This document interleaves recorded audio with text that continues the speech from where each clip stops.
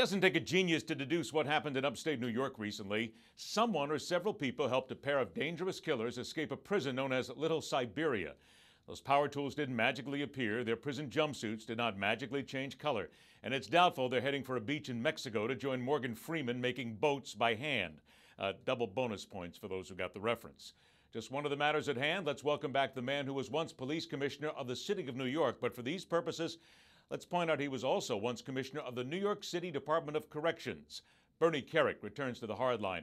Bernie, thanks so much for joining us, and with all the media reports flying around regarding this prison break, what are we all missing? Well, I think the one thing you're missing is there was a major blunder in facility management and correction custody at this facility. You know, I've heard no one talk about the program administrator or the security administrator that put these guys in what they called an honor dorm. An honor dorm, they're both convicted murderers. One killed a cop, which is the worst classification of inmate you could have.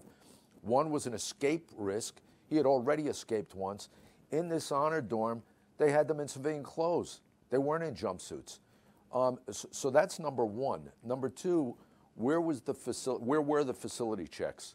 Those guys should be counted every hour on the hour at a minimum. At a minimum. You have to see, when you're doing a facility count like this, you've got to see a living, breathing body. If that guy's not breathing, if the person's not breathing, you've got to make sure they get up so you could see them. If you tap on the bars, they don't respond. You need a supervisor to open the cell, get in there and check them. This plan didn't hatch overnight. This thing was going on for weeks, if not months. They had to do practice runs. Why weren't those cells searched? I mean, this is a major custody management failure, and really the press and media has not been covering that.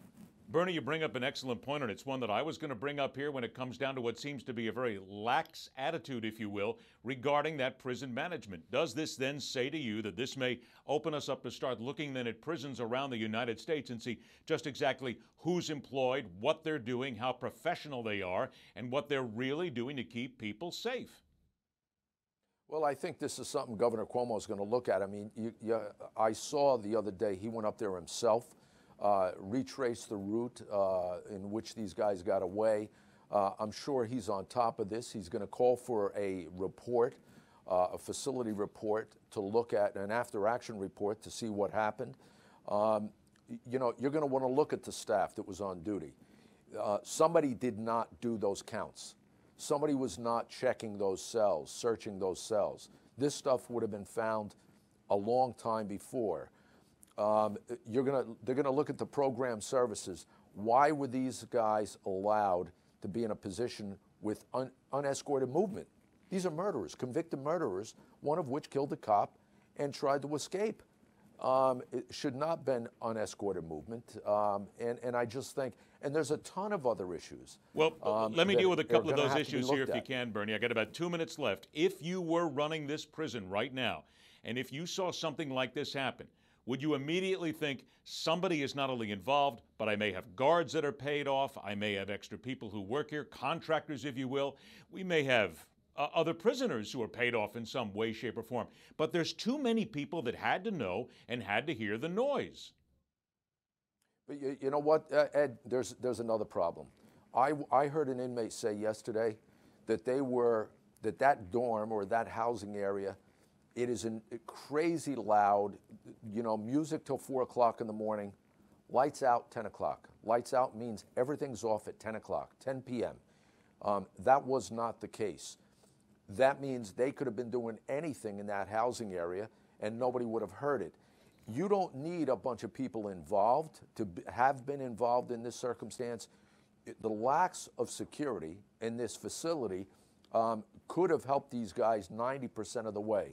So, you know, time will tell, but I think the governor will get down to it, but I think there's going to be a complete reshuffle, or there should be, of that entire facility management. I only got about 30 seconds left. NYPD Commissioner Bill Bratton was quoted as saying the probable cause for not enough cops in New York is that so many of them have spent time in jail. He claims that he was misrepresented by the reporters here. Do you go for that? You know, I didn't hear his comments personally. I read about it in the newspaper. Look, here's the bottom line.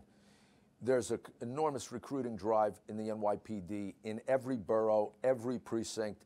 Anybody could apply for the job. Black, white, Latino, Oriental, doesn't make any difference. Take the test. If you take the test, you have to pass the background, the medical, the psychological, the physical. If you do that, you get the job. That's the bottom line. There you go. Let's go with the bottom line here and remind people that once again, your book is From Jailer to Jailed, My Journey from Correction and Police Commissioner to Inmate 84888-054. Bernie, it's always a pleasure to have you on the show. Thanks for joining us, my friend.